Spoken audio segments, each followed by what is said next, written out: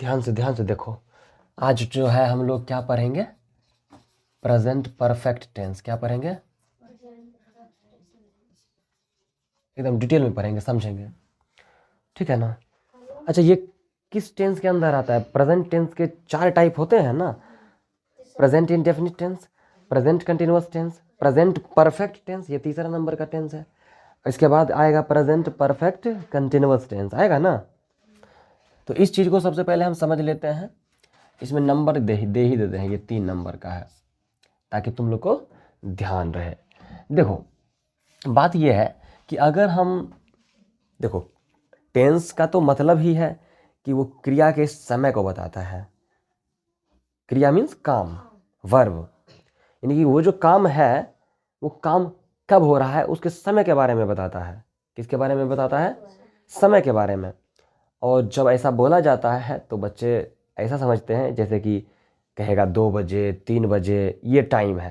Time मतलब तो यही ना लोग समझता है, विद्यार्थी भी ज़्यादातर। लेकिन ये वैसे करके समय इसमें दिया जाता नहीं है।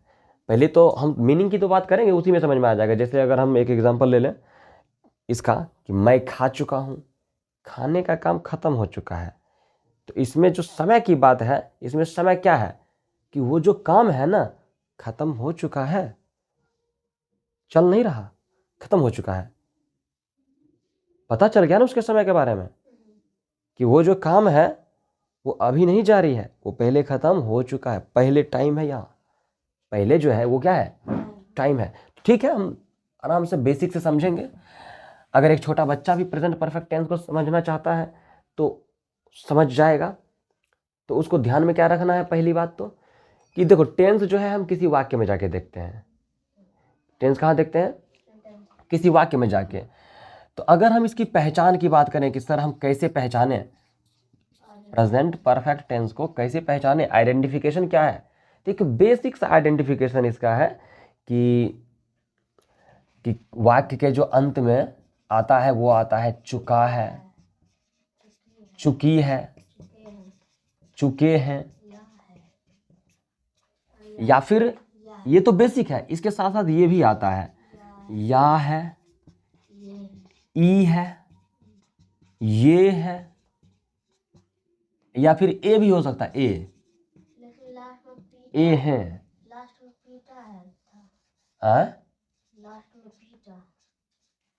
कोई बात नहीं, तुम टेंशन मत लेना, आ भी आ सकता है, यहां पर आ भी आ सकता है। देखो ना, मीनिंग समझेंगे ना तो सारा बात समझ में आ जाएगा। ये सब याद रखने की भी जरूरत नहीं पड़ेगी। तो ये तो पहचान है। अगर हम समझना चाहते हैं कि सर ठीक है थोड़ा सा बताइए, तो अगर इसमें सेंटेंस की अगर बात करें तो इसमें आएगा मैं पढ़ चुका हूं। क्या आएगा? मैं पढ़ चुका हूं। क्या आएगा? मैं पढ़ चुका हूं। देखना यह है क्योंकि प्रेजेंट परफेक्ट टेंस का मीनिंग कहता है, मीनिंग मीन्स इसका जो अर्थ होता है, इसका अर्थ होता है कि जो इसमें वाक्य होगा, वाक्य में जो क्रियाएं होंगी, क्रिया मीन्स वर्ब, काम। तो काम क्या हो रहा है इसमें? पढ़ने का काम हो रहा है, पढ़ने का काम हो रहा है।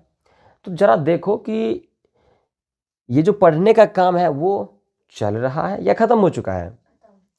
अगर काम खत्म हो चुका है तो समझना कि वो प्रेजेंट परफेक्ट टेंस का वाक्य है। किसका? यानी कि पढ़ने का काम खत्म हो चुका है ना, तो ये प्रेजेंट परफेक्ट टेंस का वाक्य है सीधा, क्योंकि इसका मीनिंग कहता है।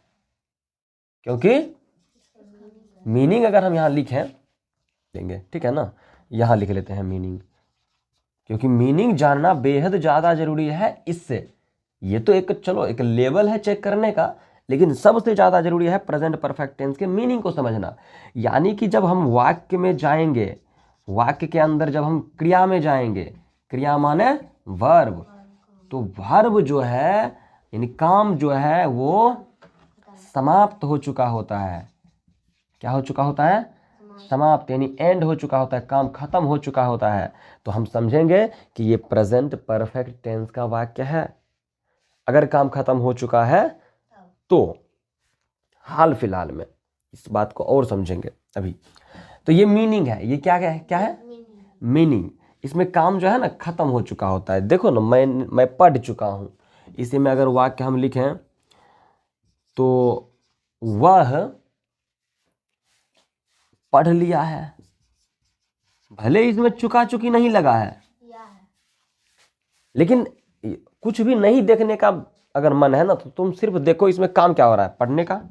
क्या पढ़ने का काम खत्म हो चुका है? सेंटेंस को पढ़ो और समझने की कोशिश करो।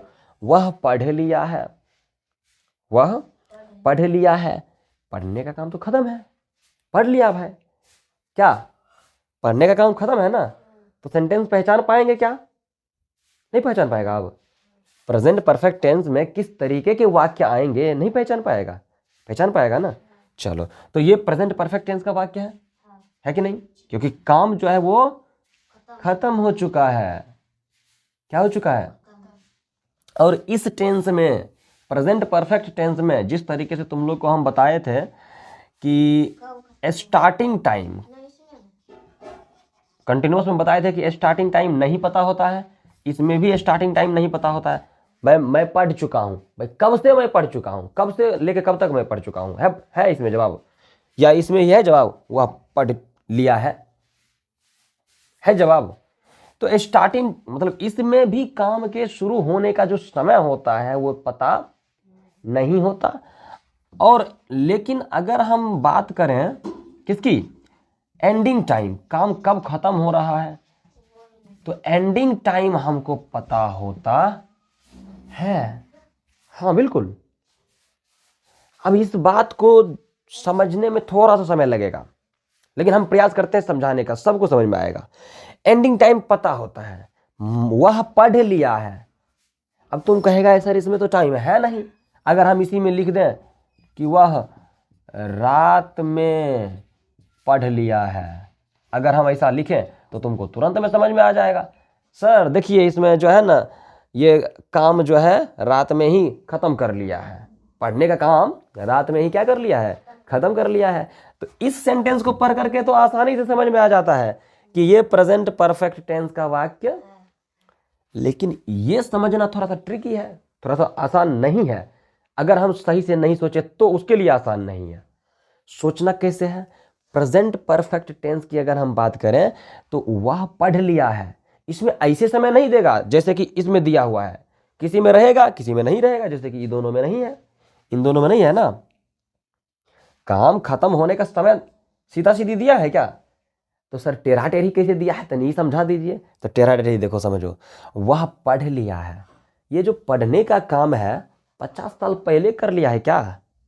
अरे भाई पढ़ लिया है मतलब तुमसे पूछा जाएगा तुमने खाना खा लिया, तुम कहेगा हाँ हम खाना खा लिए हैं। जैसे ही बोला हमने खाना खा मतलब मैं खाना खा लिया हूं, तो इसका मतलब तो आज एक बात ना तुमसे पूछ रहा होगा। बोलो, हाल फिलहाल ही, ज्यादा देरी नहीं हुई खाना खाते हुए, सुबह खाए होंगे। अगर मान लेते हैं अभी शाम का समय है, वैसे तो सुबह का समय है, लेकिन अगर शाम में भी ये बात पूछा जाता, मान लो तुम 3-4 बजे ही खाया या 3-2 बजे ही खाया, तो तुमसे अगर हम पूछते हैं कि तुमने खाना खा लिया, तो तुम क्या कहेगा कि हाँ हम खाना खा लिए हैं। यानी कि तुम हाल फिलहाल, उतना देरी नहीं हुई खाना खाने का, तुम खाना खा लिया है। कहीं मेहमान के यहाँ ही जाता है, अगर सच में तुम तुरंत खाना खा के आया है तो क्या कहता है वहाँ? नहीं खाना खा लिए हैं, अभी ही खाना खा लिए हैं, कहता है ना। तो वहाँ पर प्रेजेंट परफेक्ट टेंस बोला जा रहा है, उस टेंस में वाक्य को बोला जा रहा है, यानी समय हाल फिलहाल की ही है, ज़्यादा देरी नहीं हुई। ऐसा नहीं है कि 50 साल पहले खाना खाए थे और आज जाएंगे खाना खाने, ऐसा है। तो प्रेजेंट परफेक्ट टेंस में काम का जो खत्म होने का जो समय है, मैंने खाना खा लिया है, समय पता होता है, सीधा सीधा नहीं पता होता, लेकिन समझना पड़ेगा कि हाल फिलहाल ही खत्म हुआ है। तो ये जो हाल फिलहाल है ना, वही समय है, एंडिंग टाइम। यहां इस सेंटेंस में वह रात में पढ़ लिया है, यहां सीधा सीधी समझ में आता है क्या कि रात में पढ़ लिया है। काम कब खत्म हुआ? रात में खत्म हुआ। काम कब खत्म हुआ? मैंने 2 नवंबर को एक कार खरीद ली है।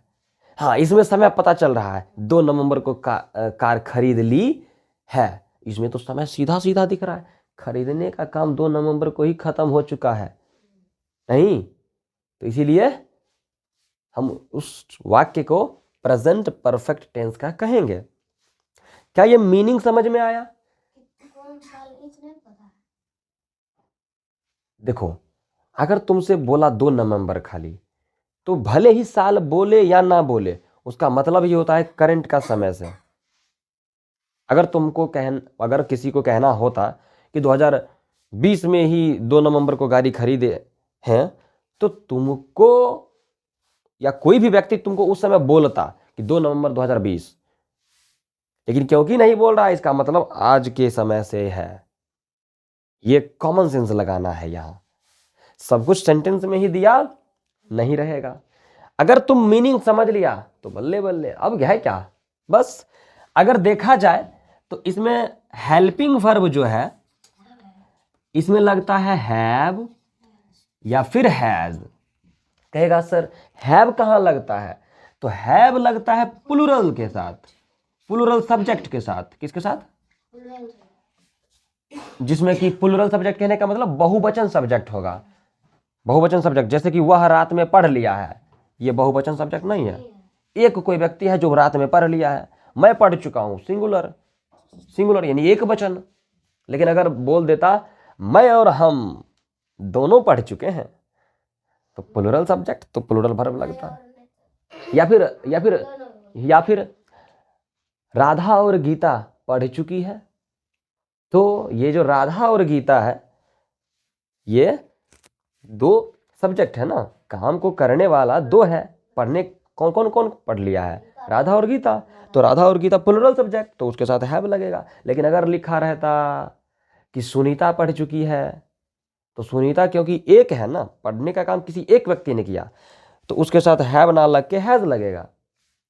ये थोड़ा सा समझने वाली बात है। काम मतलब थोड़ा सा शॉर्टकट भी हम बताएंगे। तो हैज किसके साथ लगता है? सिंगुलर सब्जेक्ट के साथ लगता है। क्यों लगता है? क्योंकि हैज जो है सिंगुलर वर्ब है। हैज क्या है? सिंगुलर वर्ब है, इसीलिए सिंगुलर सब्जेक्ट के साथ लगता है। हैव जो है प्लूरल वर्ब है। कौन सा वर्ब है?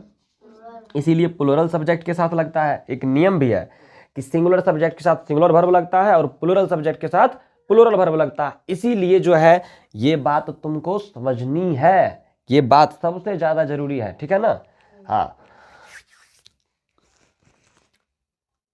ये लोग सोच रहा होगा कि सर हमको देख नहीं रहे हैं, लेकिन देखो तुमको देख नहीं रहे हैं भले ही, लेकिन यहां पर तुम्हारा ध्यान होना चाहिए। जो हम पूछ रहे हैं तुम यहीं पर ऐसा सोचो कि हम यहीं बैठ के पढ़ रहे हैं और जवाब दो। नहीं आता पूछो। कैसे पूछेगा? नीचे लिखो और पूछो। तो तुम लोग ये मत सोचना कि उससे बात कर रहे हैं तो तुमसे नहीं, यहां ध्यान दो, ठीक है। तो ये बात समझ में आया कि हैव कहाँ हैज कहाँ लगाएंगे। अगर शॉर्टकट की अगर बात पूछेगा ना तुम हमसे, तो शॉर्टकट भी बता देते हैं। लेकिन देखो शॉर्टकट हम बता रहे हैं, मीनिंग याद रखना है हमेशा कि हैव जो है प्लूरल वर्ब है, तो प्लूरल सब्जेक्ट के साथ लगेगा। हैज जो है सिंगुलर वर्ब है, तो सिंगुलर सब्जेक्ट के साथ लगेगा, है कि नहीं। अगर सीधा सीधा देखा जाए तो ही, शी, इट, वन नेम। कितना नेम? वन नेम मतलब एक कोई नाम, राधा रहेगी खाली, या फिर गीता रहेगी खाली, या फिर ऐसे ही करके राशि रहेगी खाली, या फिर प्रिया रहेगी, या मोहन रहेगा, या अमन रहेगा खाली, आर्यन रहेगा, सुमित रहेगा, मोहित रहेगा, खाली एक नाम कोई रहेगा। मोहित पढ़ता है, तो यहाँ मोहित एक नाम है, तो सिंगुलर सब्जेक्ट। तो ये जितने भी सब्जेक्ट हैं ये सारे के सारे सिंगुलर सब्जेक्ट हैं। कौन सा सब्जेक्ट है? और सिंगुलर सब्जेक्ट के साथ हमेशा हैज क्यों?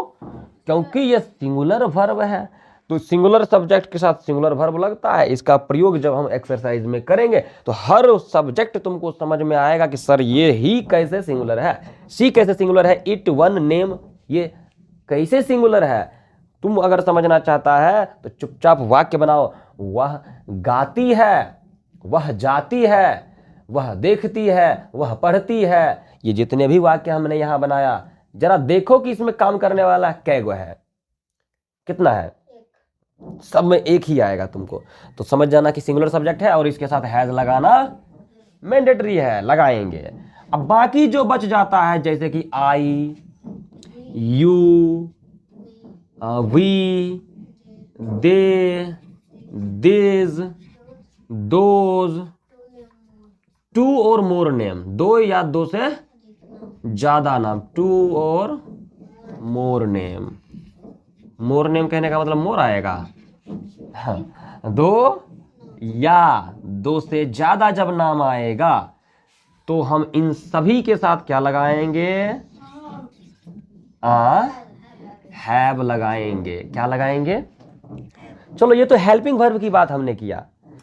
मेन वर्ब कौन सा लगाएंगे? मेन वर्ब, मेन वर्ब लगाएंगे V3। तुमको तो हम बता ही हैं क्लास फर्स्ट में ही, जहां जहां परफेक्ट टेंस आ जाए, चाहे वो प्रेजेंट परफेक्ट हो, पास्ट परफेक्ट हो या फ्यूचर परफेक्ट हो, सारे टेंस में V3 ही लगाएंगे। सारे टेंस मतलब ये नहीं कि कंटिन्यूअस में भी जाके V3 लगा देना, सिर्फ परफेक्ट में। बंद पढ़ो खाली, कोई दिक्कत? अगर इतना समझ लिया है तो तुमको एक सेंटेंस का स्ट्रक्चर इंग्लिश में कैसे बनता है ये हम बार बार बताते हैं और अभी भी बता रहे हैं कि इंग्लिश के अंदर हमेशा पहले सब्जेक्ट आता है, फिर वर्ब आता है और तब जाके ऑब्जेक्ट आता है अगर रहे तो, है कि नहीं? और तुम लोग को पता ही है कि सर वर्ब भी जो है दो तरीके का वर्ब होता है, एक होता है हेल्पिंग वर्ब और एक होता है मेन वर्ब। मेन वर्ब से पहले हमेशा हेल्पिंग वर्ब आता है। तो हमने जो अभी हैव हैज लगाया ये हेल्पिंग वर्ब है। ये इंडेफिनिट में हम बात करते हैं अफर्मेटिव के अंदर कि हेल्पिंग वर्ब नहीं लगता, पर ऐसा कोई बात प्रेजेंट परफेक्ट टेंस में नहीं है। ऐसा कोई बात प्रेजेंट परफेक्ट टेंस में नहीं है। तो यहां बात क्या होता है? यहां बात होता है हैव और हैज हर जगह लगेगा। ऐसा कोई जगह नहीं, मतलब ऐसा कोई सब्जेक्ट नहीं जिसमें तुम कहेगा कि सर यहां तो हैव नहीं लगेगा, ऐसा कुछ भी बात नहीं होता, हर जगह लगेगा। हाँ, सिर्फ जैसे प्रेजेंट इंडेफिनिट में, जैसे जो बच्चा क्लास देखा होगा सब समझ रहा होगा, क्लास 1 में हम बताए हुए हैं कि प्रेजेंट इंडेफिनिट टेंस आएगा तो समझना है, वहां पर बोला जाता है कि अफर्मेटिव सेंटेंस में हेल्पिंग वर्ब नहीं लगता, यानी कि डू डज उसमें नहीं लगता। नेगेटिव सेंटेंस आ जाए, इंटेरोगेटिव आ जाए, नेगेटिव इंटेरोगेटिव आ जाए, या फिर WH वर्ड वाला आ जाए या WH नेगेटिव आ जाए तो वहां पर हेल्पिंग वर्ब लगता है। लेकिन इसमें कोई बात नहीं, हर सेंटेंस में हेल्पिंग वर्ब लगेगा।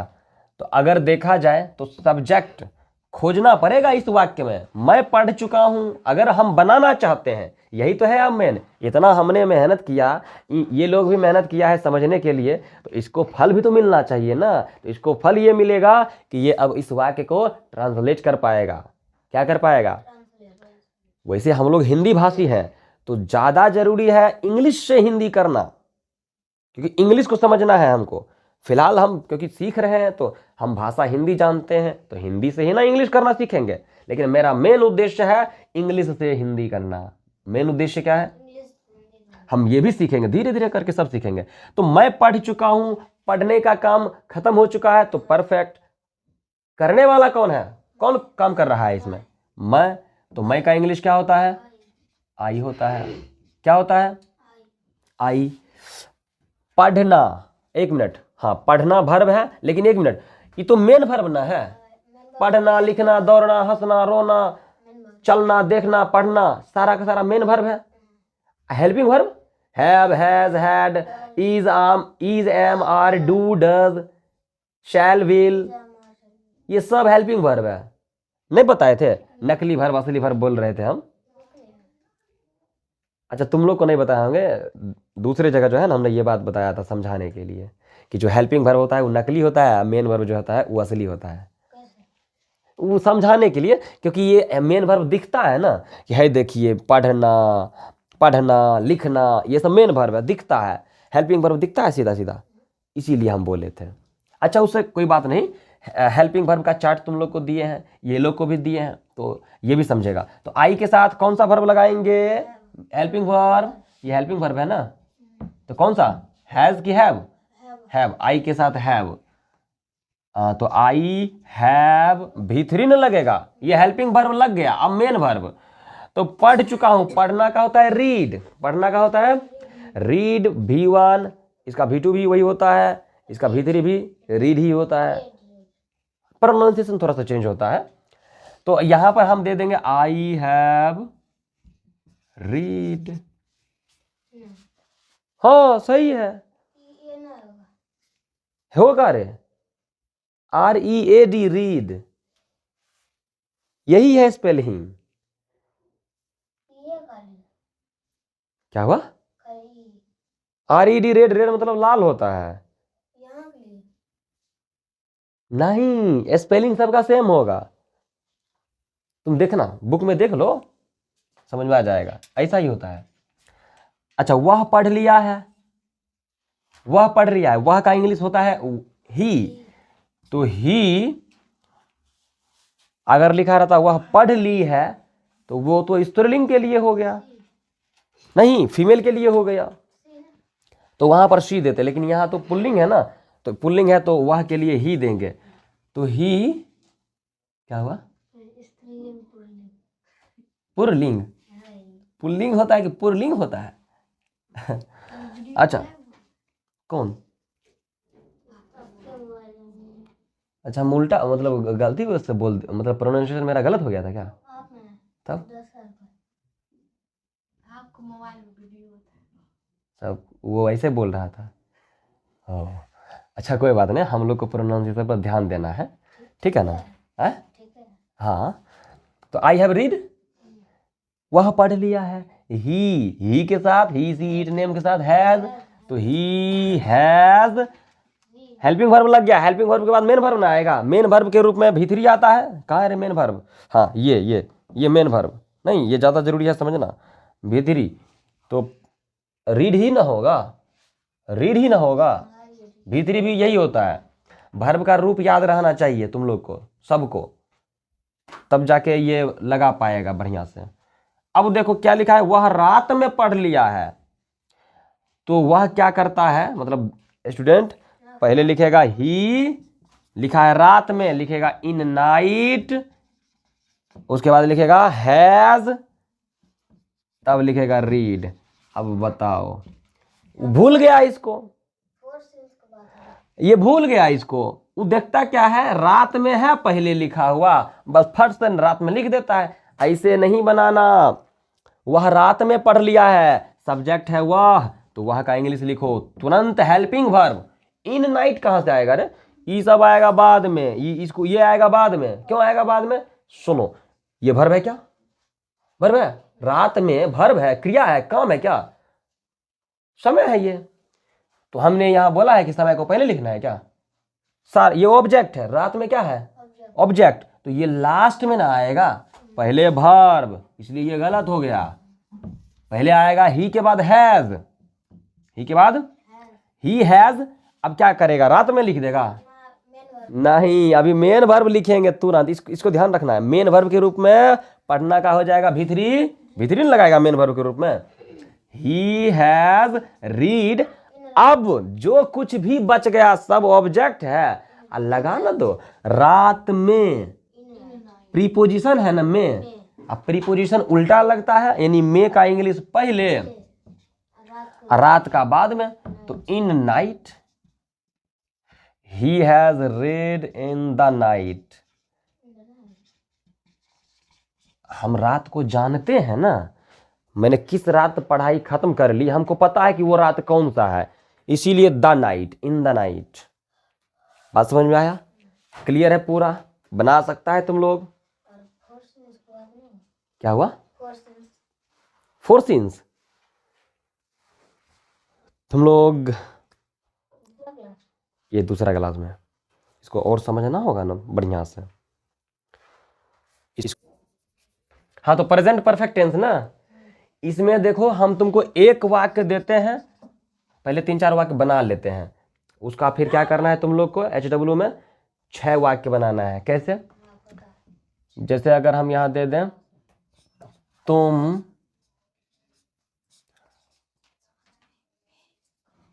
खा चुके हो, तुम खा चुके हो। अच्छा पहले इसका ट्रांसलेट बनाओ तो तुम लोग, पहले सब्जेक्ट, खाना खाने का काम कौन कर रहा है इसमें, कौन किया है? तुम सब्जेक्ट, तो तुम का इंग्लिश क्या होता है? थोड़ा सा मार्कर चेंज करना है तो यू हैव, हैव क्यों? क्योंकि हेल्पिंग वर्ब के रूप में तो हैव ही ना लगेगा, यू के साथ हैव लगेगा, तो यू हैव। अब जैसे ही हैव लगा दिया, अब खोजो कि सर हेल्पिंग वर्ब तो हम लगा दिए, सब्जेक्ट भी लिख दिए, मेन वर्ब कहाँ है? मेन वर्ब देखो ना, दिखेगा तुमको। कौन सा काम हो रहा है इसमें? खाने का ना, खा रहा है, तो खाना का होता है ईट, ईट का V2 ईट, V3 ईटन, तो यू हैव ईटन। हो गया, हुआ हुआ, बस ऐसे ही बनाना है। अगर हम तुमको दे दें तुम नहीं खा चुके हो, ये ना होगा। वही तो हम सोच रहे हैं भाई, ऑब्जेक्ट इसमें ऊपर में है नहीं, नीचे में कैसे आ गया? तुम खाना नहीं खा चुके हो, और तुम नहीं खा चुके हो, अरे दिमाग में याद नहीं हो जाता है, तुम नहीं खा चुके हो, तो यू हैव नॉट ईटन, यानी हेल्पिंग वर्ब के तुरंत बाद, यानी यहां लगता है नोट, है कि नहीं? उसके बाद तीसरा सेंटेंस टाइप क्या होता है? इंटेरोगेटिव का ना, इंटेरोगेटिव सेंटेंस, जिसका कि सवाल पूछा जाता है, क्या तुम खा चुके हो?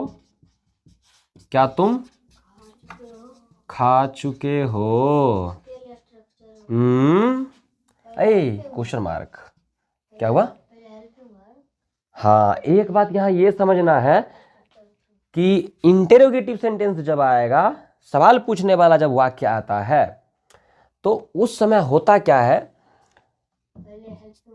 इंटेरोगेटिव में शॉर्ट में लिख रहे हैं, वहां पर जो है सबसे पहले आ जाता है हेल्पिंग वर्ब। मतलब हेल्पिंग वर्ब जो है सब्जेक्ट से भी पहले लगने लगता है, तो पहले हेल्पिंग वर्ब आएगा, तब आएगा सब्जेक्ट, बाकी बात सब्जेक्ट के बाद नोट तो नेगेटिव बनाएगा, नेगेटिव नहीं है तो नोट हटाओ, उसके बाद आएगा मेन वर्ब, उसके बाद आएगा ऑब्जेक्ट, इसी में लगा देगा तुम क्वेश्चन मार्क। क्या लगा देगा?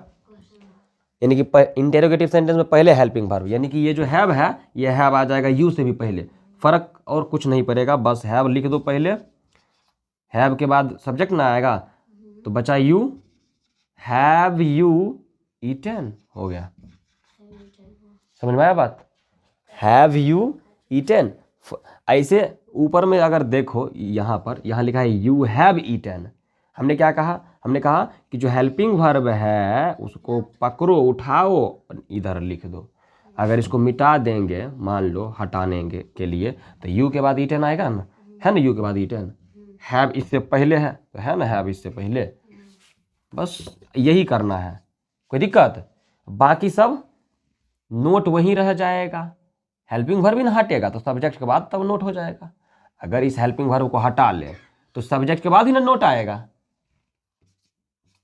तो हम आगे बढ़ते हैं इंटेरोगेटिव नेगेटिव में। किसमें?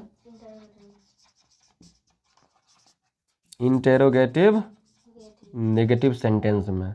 तो इसमें क्या सेंटेंस बनेगा? क्या तुम नहीं खा चुके हो? आए भाई, नहीं खा चुके हो रे तुम? आए नहीं खा चुके हो? सुबह सुबह खाना खाया जाता है, 8 बजे का तब ना खाएगा। तो क्या तुम नहीं खा चुके हो? तो कैसे बनाएगा तुम लोग? एकदम सही, सब्जेक्ट के बाद आएगा नोट, यहाँ आएगा नोट, है कि नहीं? बाकी ऐसे ही उतारो ना, हैव यू नॉट ईटन। बस समझ में आया? तुम लोग को ये अगर समझने में परेशानी अगर होगा थोड़ा भी, तो हम तुमको एक और तरीका बता देंगे। देखो, ये समझ में आ ही रहा है, लेकिन तुमको हमेशा जब प्रैक्टिस करेगा तो या तो हो ही जाएगा, लेकिन एक स्ट्रक्चर, एक बनावट भी तुम लोग को दे देंगे। पहले इसलिए नहीं दे रहे, तुम बनावट में ही फंस जाएगा, हम चाहते नहीं वैसा हो, इसीलिए हम तुमको डायरेक्ट यहीं से बता रहे हैं कि कौन को किसको पहले उठाना है, किसको क्या करना है। बात समझ में आया? अच्छा, WH वर्ड जैसे ही आ जाए, WH वर्ड जैसे ही आ जाए, सवाल क्या बनने लगता है? तुम क्यों खा चुके हो? तुम क्यों खा चुके हो? अब देखो ध्यान से, अगर तुम इंटेरोगेटिव समझ गया तो इंटेरोगेटिव नेगेटिव समझ गया, क्योंकि यू के बाद नोट लगेगा, सब्जेक्ट के बाद नोट लगेगा। इतना समझ गया तो WH वर्ड भी एकदम आसानी से समझ में आएगा। WH वर्ड जो है वो हैव से भी पहले लग जाता है, यानी कि क्यों, क्यों यहाँ WH वर्ड है, सवाल पूछ रहा है तो क्यों का इंग्लिश हैव से भी पहले आ जाएगा, बाकी वैसे ही उतार न दो। तो यहां पर क्या लिखेगा, पहले वाई उतार लो, हैव यू, नोट है क्या इसमें, इसका नोट मत उतार देना। नहीं, हम बोले नहीं है कि इसको उतार दो, तो कहेगा नोट भी उतार देते हैं, गलती से उतार भी देगा, वो नोट नहीं लिखेंगे, नोट क्योंकि है नहीं तो ईटन, बस हो गया एकदम आसानी से। वाई हैव यू ईटन, तुम क्यों खा चुके हो, भूख लगा था तो खा लिए। WH नेगेटिव, नेगेटिव क्यों, क्योंकि इसमें सवाल भी पूछेगा, मना भी करेगा, साथ ही साथ लिखेगा क्या, तुम क्यों नहीं खा चुके हो, भाई पेट भरा था इसलिए नहीं खाया, यही ना, तुम क्यों नहीं खा चुके हो। देखो इसमें पेशेंस लगता है समझने में, ठीक है ना, फिल्म है ये, थोड़ा सा तो दिमाग लगाना पड़ेगा समझने के लिए, लेकिन क्योंकि हम बता रहे हैं तो हम तो सब कुछ बता रहे हैं, इसमें दिमाग लग रहा है क्या, मतलब हम सब कुछ बता ही नहीं तो दिमाग क्या लगेगा इसमें, सवाल पूछो जवाब मिलेगा बढ़िया से समझने लायक। हाँ यहाँ पर जो है यू के बाद ही नोट लगेगा, हाँ तो वाई हैव नोट मत लिख देना यहीं, यू के बाद why have you not eaten. अगर रहता कि तुम आम खा चुके हो तो आम का इंग्लिश लिखता ईटन के बाद, समझ में आया बात, वो भी सेंटेंस देखो ना, अरे प्रैक्टिस तो करेंगे ही ना हम लोग, और बहुत सारा प्रैक्टिस करेंगे। तो ये एक बेसिक सेंटेंस था कि अगर एक सेंटेंस दे दिया जाए कि तुम खा चुके हो तो इसको कैसे बनाना है, हिंदी में 6 तरीके से बना सकते हैं वाक्य को। तुम नहीं खा चुके हो, क्या तुम खा चुके हो, क्या तुम नहीं खा चुके हो, तुम क्यों खा चुके हो, तुम क्यों नहीं खा चुके हो, बात समझ में आया। तुम यहां पर WH वर्ड में ये भी दे सकता है कि जैसे क्यों, कैसे, कहाँ, क्या, तुम क्या खा चुके हो, ये भी दिया जा सकता है, ठीक है ना। तो वहां पर क्या के लिए वाट लगेगा, वाट हैव यू ईटन, तुम क्या खा चुके हो, हैं हम कटहल खा चुके हैं। तो ये समझ में आ गया क्या, लो अब ये समझ में आ गया पूरा, कहीं कोई दिक्कत नहीं। एक काम करेगा, ध्यान देने वाली बात यह है कि यहाँ हैव के बाद नोट नेगेटिव में, जैसे ही इंटेरोगेटिव में घुसे हैव आ गया पहले, यहाँ था यहाँ लेकिन आ गया यहाँ, यहाँ था हैव लेकिन आ गया यहाँ था, अरे हैव तो पहले से, क्योंकि सवाल जैसे ही पूछा तो हेल्पिंग वर्ब तो पहले ही ना आएगा, अब WH वर्ड हेल्पिंग वर्ब से भी पहले आ गया, यहाँ भी, बाकी यू के बाद ही नोट यहाँ भी लगा, यू के बाद यहाँ भी नोट लगा, हमेशा ही लगेगा।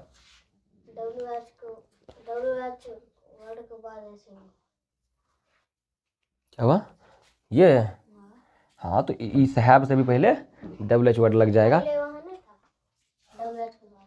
हाँ तीर नहीं देंगे अभी, समझ में आ गया ना। तो क्या तुम लोग बनावट इसका स्ट्रक्चर लिख सकता है क्या, स्ट्रक्चर तुमको हम प्रेजेंट परफेक्ट टेंस का स्ट्रक्चर लिखना बता देते हैं, तुम लोग जो है आगे का जो भी जितने भी सेंटेंस आएंगे, जितने भी टेंस पढ़ाएंगे ऐसे समझा देंगे तुमको, स्ट्रक्चर तुमको लिखना है, स्ट्रक्चर एक लिख के दिखा देते हैं इस टेंस का। अगर हम अफर्मेटिव का वाक्य देखें तो सबसे पहले सब्जेक्ट आता है, उसके बाद आता है हेल्पिंग वर्ब, तब आता है मेन वर्ब, अगर ऑब्जेक्ट है तो ऑब्जेक्ट, अब बस हो गया, फुल स्टॉप दे देगा।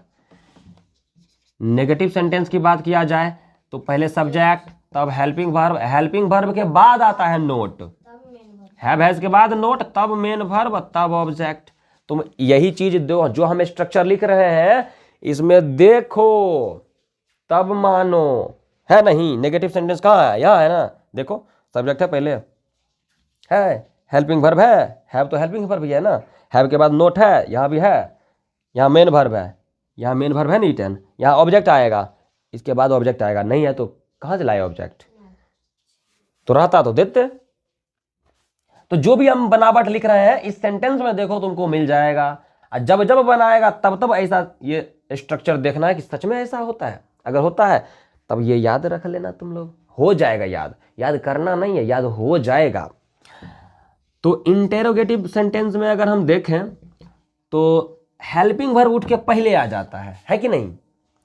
तो हेल्पिंग वर्ब पहले आ गया, तब सब्जेक्ट, हेल्पिंग वर्ब के बाद नोट है ना, इसमें नोट लगेगा इंटेरोगेटिव में, नोट हटा दो, आएगा इसके नीचे आएगा नोट, तो नोट हटा दो, मेन वर्ब, ऑब्जेक्ट, क्योंकि सवाल पूछ रहा है तो क्वेश्चन मार्क तो लगेगा ही लगेगा, लगेगा कि नहीं।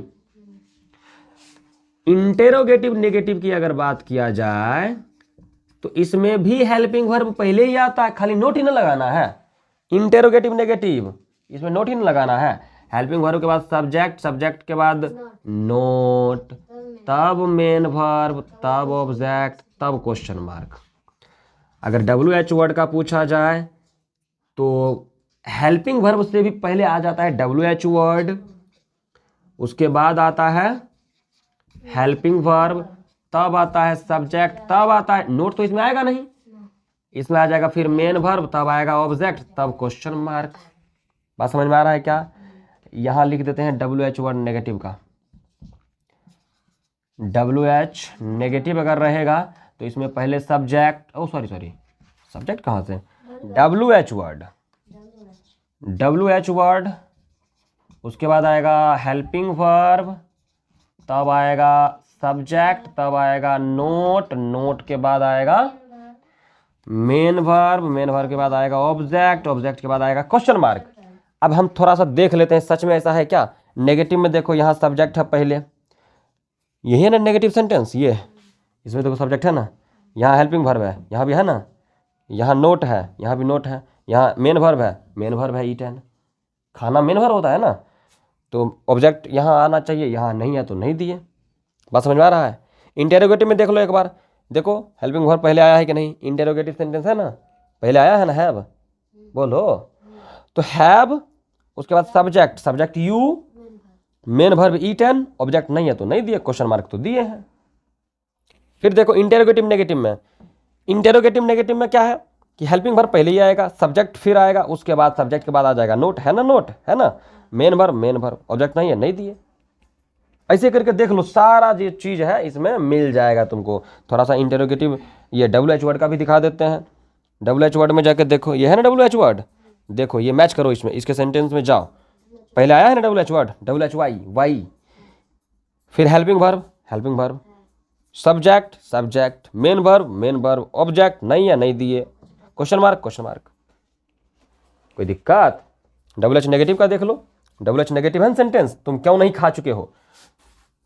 तो WH word, helping verb, subject, not, eaten, main verb eaten, main verb है ना, ऑब्जेक्ट नहीं है, ऑब्जेक्ट नहीं दिए, क्वेश्चन मार्क।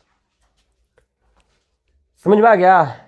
तो तुम लोग को अब बना करके लाना है, एक सेंटेंस तो हम दे रहे हैं तुमको अपनी मर्जी से, लिख लो ये बात, एक सेंटेंस हम तुमको दे रहे हैं, दूसरा अपनी मर्जी से, किताब से तो बनाना ही है लेकिन एक अपनी मर्जी से हम दे रहे हैं तुमको। राशि गाना गाती है,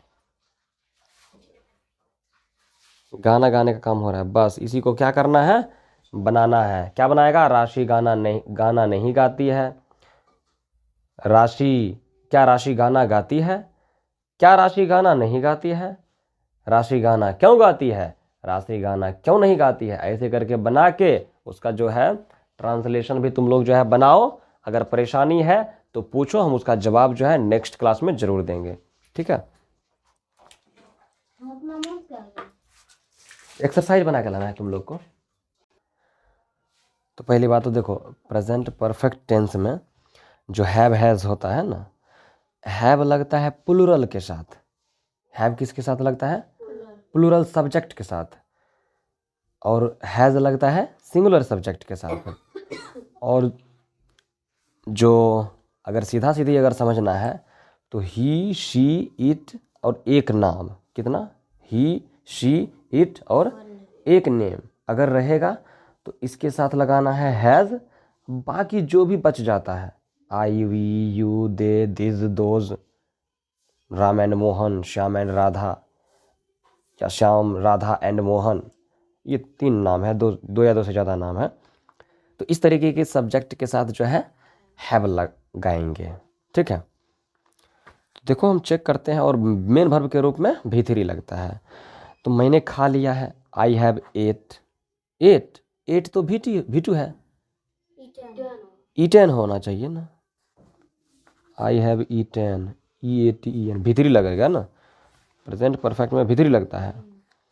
तो आई हैव ईटेन, मैंने ताजमहल देखा है, I have seen the Taj Mahal, ये ताजमहल नहीं, ये नहीं, द ताजमहल, क्यों? क्योंकि खास है और दुनिया में एक है, इसीलिए I have seen the Taj Mahal, seen भी3 है, सही है। मैं खेल चुका हूँ, आई हैव प्लेड, हम लोग खा चुके हैं, वी हैव एट, नहीं एट तो भी2 है, ईटेन होगा, EATEN, ईटेन। हम लोगों ने श्याम को पीटा है, we have beat Shyam, beaten, तो यहाँ बीटेन होगा, पीटना का कोई बात नहीं, अच्छा कोई बात नहीं, यही है कि थोड़ा ध्यान रखना है, ठीक है ना। वी हैव बीटेन श्याम, तुमने एक पक्षी मारा है, you have died A bird. देखो डाई मतलब होता है कि मरना, नेचुरली मरना, किल मतलब होता है मारना, यानी कि हमने जानबूझ के मारा है, तो वहाँ डाई नहीं लगाएंगे, वहाँ लगाएंगे किल, किल मतलब मारना, यानी कत्ल करना एक तरह से। तो यहाँ लिखा है कि तुमने एक पक्षी मारा है, तो एक तरह से कत्ल ने किया है, जानबूझ के मारा है, तो वहाँ पर डाइड ना लगा करके हम क्या लगाएंगे, किल्ड, किल है भी1, किल्ड हो गया भी2 और भी3, तो killed, you have killed a bird, you have killed a bird, आपने यह किया है, you have done this work, ठीक है। ही हैज़, वह जा चुका है, ही हैज़ गॉन, सीता आ गई है, सीता हैज़ कम, बच्चे स्कूल गए हैं, children have gone to school, क्योंकि चिल्ड्रेन प्लुरल तो हैव प्लुरल लगेगा। उसने मेरी कलम तोड़ दी है, he has broken my pen, cause has नहीं, गायें आ गई है, cows has come, no, cows plural तो हैव लगेगा, गायें है ना, प्लुरल है, तो काउज हैव कम। उसने मुझे देखा है, ही हैज सीन मी, ठीक है। मैंने नहीं खाया है, आई हैव नॉट एट, तुम हमेशा ईटेन की जगह एट ही दिया हुआ है, कोई बात नहीं। हम लोगों ने यह पेड़ नहीं काटा है, we have not cut this tree, ठीक है, क्योंकि कट भी1 भी2 भी3 सेम।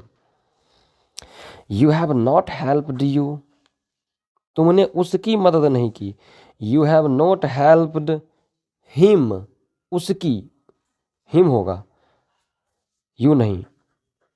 ऐसा लिखा है क्या कि तुम्हारी मदद नहीं की, ऐसा है लिखा हुआ, हिम हो जाएगा। वह स्कूल नहीं गया है, he has not gone to school, शिक्षक नहीं आए हैं, टीचर हैज़ नॉट कम, ठीक है। I have not tell a lie, he has not cheated me, ठीक है, उसने मुझे नहीं ठगा है, he has not cheated me.